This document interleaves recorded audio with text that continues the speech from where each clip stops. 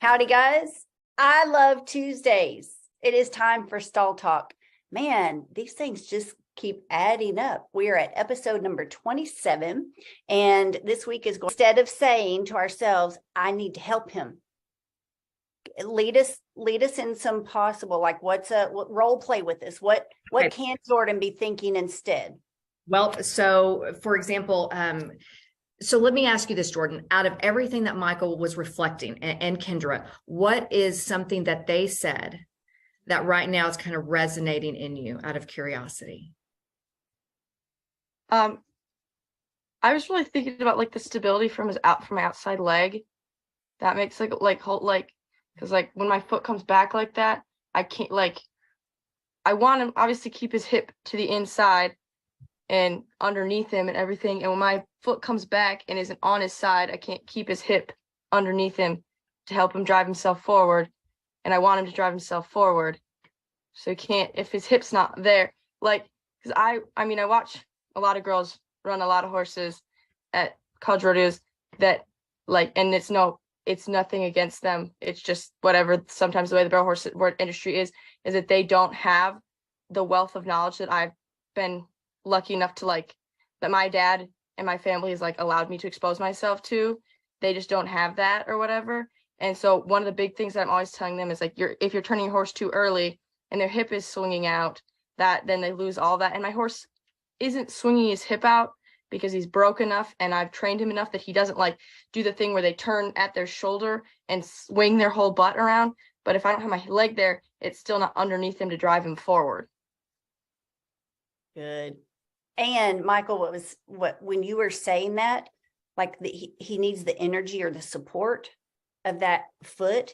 Some people, I've noticed here in the past decade, people are starting to kind of think oh, the outside of my horse is important, but they've thrown the baby out with the bathwater. So they're actually trying to put pressure on that outside, and things are happening too fast, especially on a horse like Goose.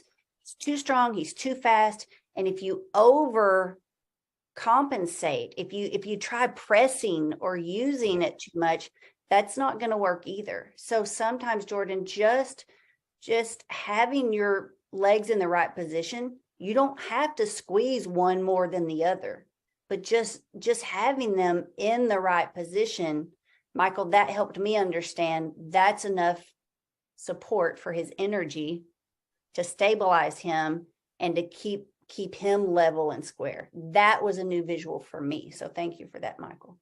Thank you. And that's it. You just talked about the conversation. Go ahead. No. I was just going to elaborate on what the point that you made with the Atlas and Axis, and what you said, Leanna, is spot on. You're compromising that so much. Well, I don't want to say this. You're compromising it, and it's going all the way down your spine, and it's locking your hips up, and coming out of the backside of that third barrel, your butt comes against that cantle and stalls them out too. Anytime that cantle hits your butt or your butt hits the cantle, you're losing forward impulsion just for a moment. And it's going to get him to where he's going to, arch his back, and the hindquarters are going to come behind and not be able to come and push forward.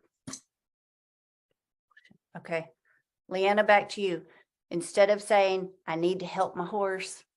Yeah, you're going to be, the language is going to be a gentle shift in language, but it's going to help shape your experience. It's going to now be my legs and my feet are here to support you. You're going to be checking in now with that instead of that thought of, I gotta.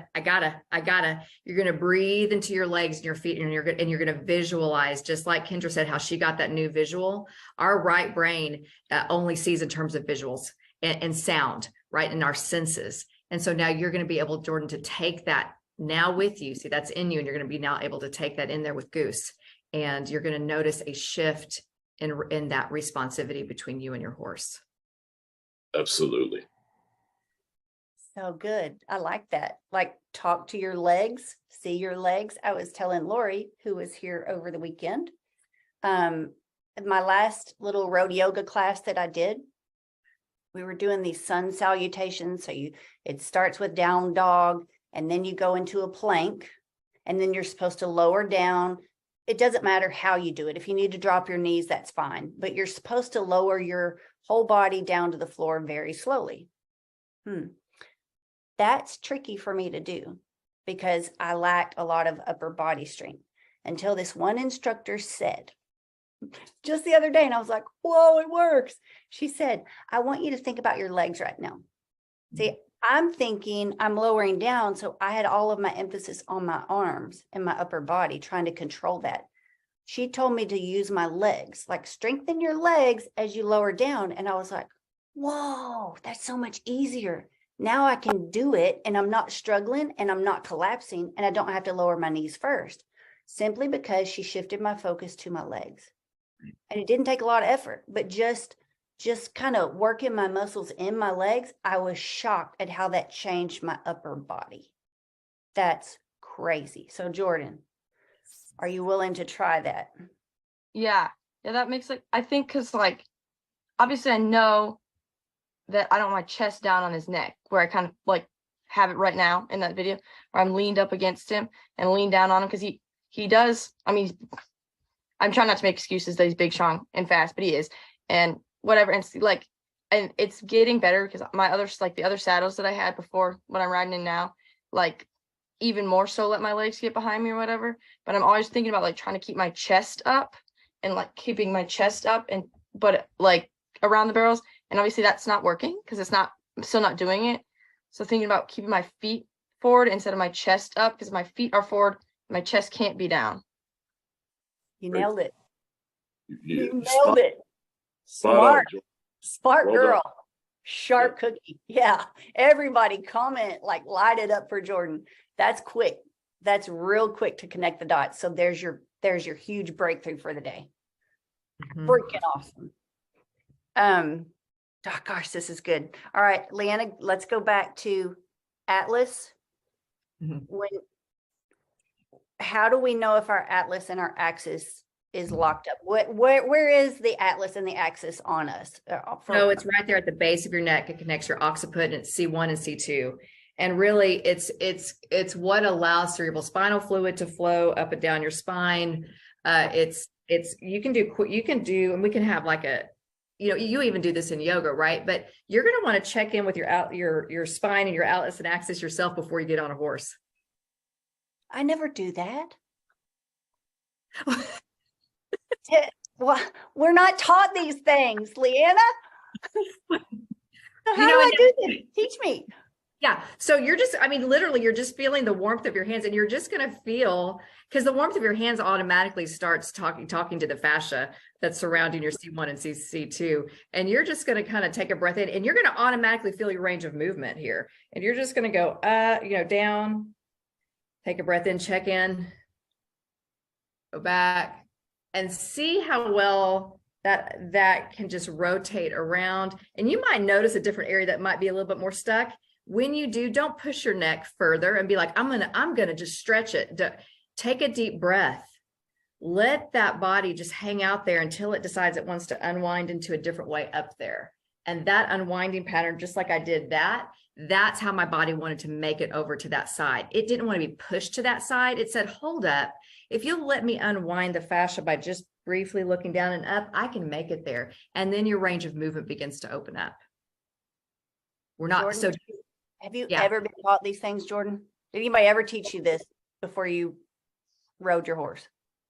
No, it's just get on a horse most of the time. Yeah. Everybody else, let me know. Is this brand new to you? Leanna has just brought something revolutionary to the horse industry. Maybe somebody somewhere in the teeny tiny corner of the horse world is already doing this, but I, for one, as a representative of the barrel racing community, can say that most of the people I know, I would bet money, we've never been taught these things. So thank you, Leanna. Oh, it's an honor. I'm learning as much from you guys, every one of you, and Jordan today. I've learned so much from you. How long do we need to spend doing this, and how soon before we climb in the saddle? It's interesting because it's also our intention. It's that gentle checking in, and you're just honoring that check-in. And so you can do it anytime where you're like, now's the time, follow your intuition, follow your inclination. It's not a protocol, because we're teaching you also here to tune in, right? And go, I feel the need to do that now. Do that because there's a reason. Go ahead, Michael. Yes. I'm just going to ask you though, what effect do you think this has in the occipital bone? Oh, tremendous. Occipital bone, our ability, our vision to open up, right? Because we know when we get under stress, we get into ocular lock, we lose that peripheral, right? So yes. And our optic nerve goes, by the way, straight through our amygdala, our hippocampus, and it goes straight back into our brain. Our amygdala is our feeling and our emotions, and our amygdala, and then our hippocampus is our memories. So, when you can work with that occipital and opening that up, you have opened up your field of vision, especially with your breath. This is crazy. This is so flipping cool. May I? Whoa, Yeah. I'm glad you made it. Yeah. Oh, yeah. I'm here. There's a really interesting therapy out there. It's called Atlas Prophylax. That's ATLAS, and Profi, PROFILAX, and it's .ch, not .com. It's in Switzerland, but there are Atlas Prophylax practitioners kicking around North America. They're rare, but they're available, and it's a really super interesting thing. When we are born, we often are born with a locked up, out of position atlas. And if you could visualize your skull as if it were a golf ball and it's sitting on a ring, that's the atlas. And it's supposed to be aligned over top of the opening between the skull and the spine. And when it's offset, it's as if you were misaligning. It's hard to illustrate here. Misaligning two round things that are supposed to fit over top of one another. But if it's shifted laterally, then you're blocking, and if it's rotated, you're also blocking. So you may find some people who are permanently off. They just don't, their nose doesn't necessarily go straight, it goes just off a little angle and more. And so anyway, there are these ligaments that are between your skull and your neck, and an Atlas Prophylax procedure loosens these so much, it feels like a jackhammer when they're doing it, but it's not quite as bad. But anyway, this procedure loosens these bands that are holding it locked. And when that's unlocked, all of a sudden, this whole thing settles over top of itself as it was meant to be, as opposed to where it is held today. Wow. Like, for example, myself, I mean, I'm speaking from experience. I spent probably $50,000 on chiropractic, going every 5-6 days to put myself back together because my C2 would never line up. Well, I had the Atlas Prophylax, and that was the last time I needed to see a chiropractor. Thank you, goodbye. What? Well, go figure. And we never, we just don't think about these things. We don't think about, Michael started this session today with from your armpit to your hip. What? Who thinks about the space between their armpit and their hip when you're in the horse? No, we don't, because we get ahead of ourselves and we think about, there's 5,000 added today. I'm going to win it. Our Ricky Bobby comes out. If you ain't first, you're last. Look at that shiny belt buckle that your friend just won. Look at that new horse. Our brain's all over the place instead of understanding what is crimping the flow. And when we get into the root issues, guys, it is liberating. It's encouraging, it's exciting, and to think about the impact and the result we're now having with horses, and the opportunity that we have at Stall High, as a community of people who care to have these conversations. That is what blows my mind. Martin? I'd like to throw in one thought, which is this. I think Jordan's riding in fear. And she's locked in the fight or flight fear sort of a thing as she's going. She's got the race mode on. She's just, oh my God, I'm going to die through this corner.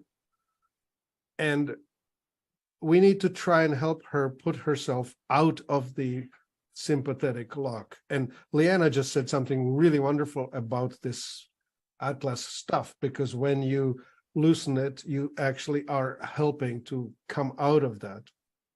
Okay. But the other thing is you can do several exercises that can help you just before you get on the horse, so you're not so freaked out from what's about to happen. Okay, so So when you're asking Jordan to put the gas on, that's like, I'm gonna die. No, Yeah. can't do it, right? She needs to unwind herself from being in that panic mode somehow. Three tools I have. One is diaphragmatic breathing. Breathe into your belly for a good 3 minutes to just really let go of your fears. Second thing is this lock that East Indian yogis have discovered, which is you take your tongue and you roll it up and make it touch the soft part of your palate. So you can feel your palate, you know where the edge of the hard palate ends and the soft is further back in your mouth. So you need to get the tip of your tongue rolled and pushed far enough, and you hold it there as you breathe. Mhm. It's a weird thing, but that's what sets the parasympathetic in action. Okay, don't tell us what the third is. We're gonna leave a cliffhanger. That's gonna keep them coming back next week. Sure. So 3 tools. Lori, sounds like we've got a whole different clinic shaping up here. And guys, I want to talk a little bit about this weekend's clinic. If this has helped you today, speak up. Let us know. We want to hear the feedback. I want to know what you heard today that you've never heard before. What do you agree with? Do you disagree with anything? It's okay to let us know that too. Reach out to us, info@stallhigh.com. You can comment on these videos. The best way to reach us, though, is info@stallhigh.com. We have a clinic happening this weekend that you can participate in from wherever you're at because it is mobile. Okay, it is a digital clinic. It's called Moody Mare Makeover. It's not, this is what James Davison, our clinician, said. He was like, this ain't about the beauty. It's not about the exterior. We're not going to be clipping horses and, comparing different show sheen products. It is a mental makeover. And to change the horse's mental state, we're going to do that by correcting the mechanical errors. And James Davison is an expert equine behavior specialist. He has an amazing lifetime of experience. So I'm really excited for him to be here at the ranch this weekend. We will have a very small group of in-person riders with their mares. Everyone else can attend virtually. You can learn more at moodymaremakeover.com. This week, once again, every week I'm like, man, how can it get any better? How can we keep climbing higher and higher? And you guys just did it. Martin, you as well. Martin Patella, founder of Life Enthusiast. Thank you. Leanna, Michael. It's crazy.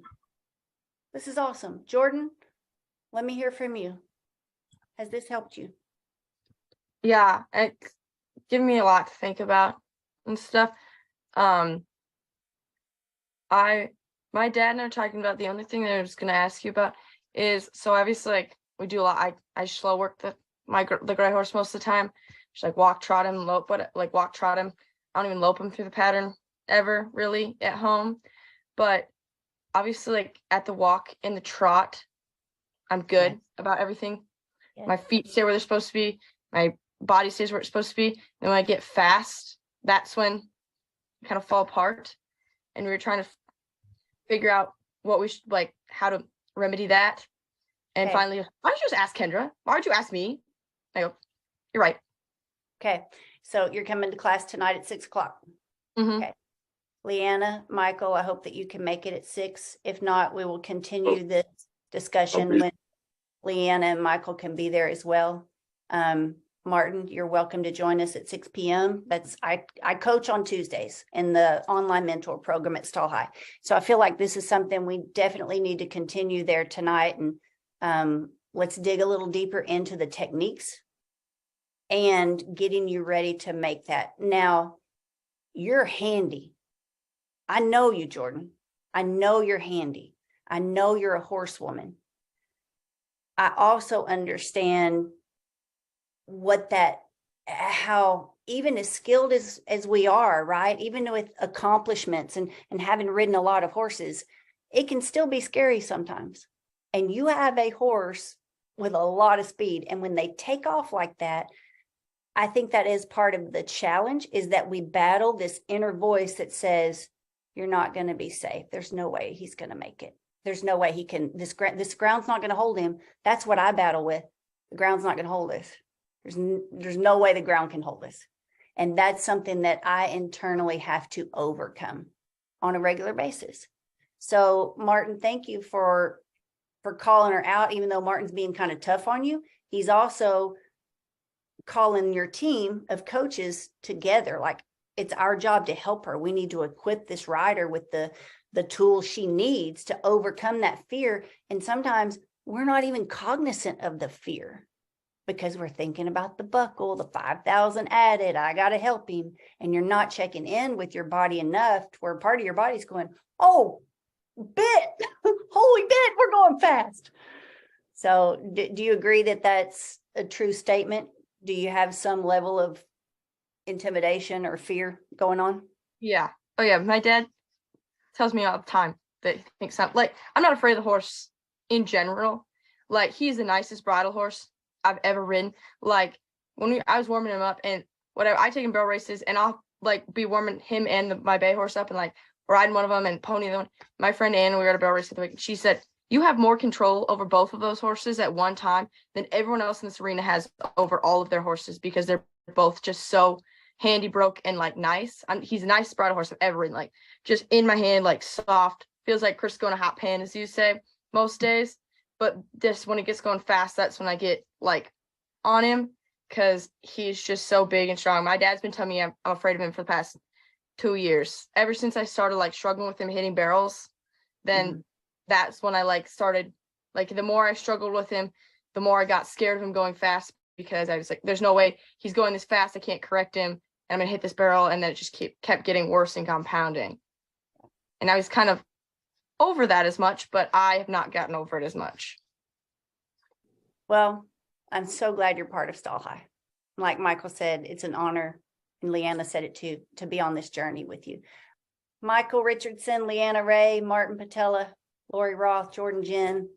It's been a great stall talk. Thank y'all so much for being here. Thank you for watching.